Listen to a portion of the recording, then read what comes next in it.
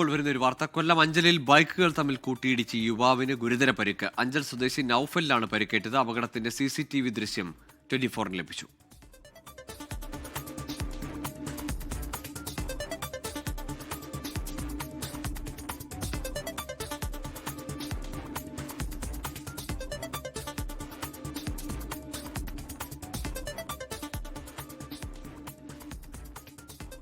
അരുൺ രാജുണ്ട് വിശദാംശങ്ങളുമായി കൊല്ലത്ത് നിന്ന്.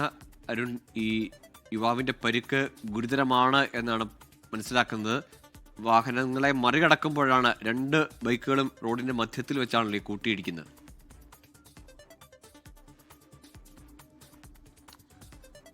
ഗൂഗിൾ ഇന്ന് 11 മണിയോടെയാണ് സംഭവം നടക്കുന്നത്. അഞ്ചൽ പുത്തയം കടവറത്ത് ഈ ജംഗ്ഷന് സമീപം വാഹനം മറ്റൊരു വാഹനത്തെ മറികടക്കാൻ ശ്രമിക്കുമ്പോഴാണ് അത്. ഇരു ബൈക്കുകളും മറ്റൊരു വാഹനത്തെ മറികടക്കാൻ ശ്രമിച്ചപ്പോൾ റോഡിന്റെ നടുവിലേക്ക് ഈ വാഹനങ്ങളും എത്തുകയായിരുന്നു. തുടർന്നാണ് കൂട്ടിയിടി ഉണ്ടാകുന്നത്.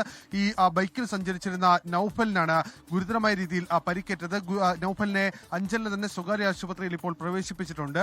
ബുള്ളറ്റിൽ യാത്ര ചെയ്ത യാത്രികന് അത്ര വലിയ കാര്യമായ പരിക്കില്ല. അയാൾക്ക് പ്രാഥമികമായ ചികിത്സ നൽകി അദ്ദേഹത്തെ ഇപ്പോൾ വിട്ടയച്ചിട്ടുണ്ട്.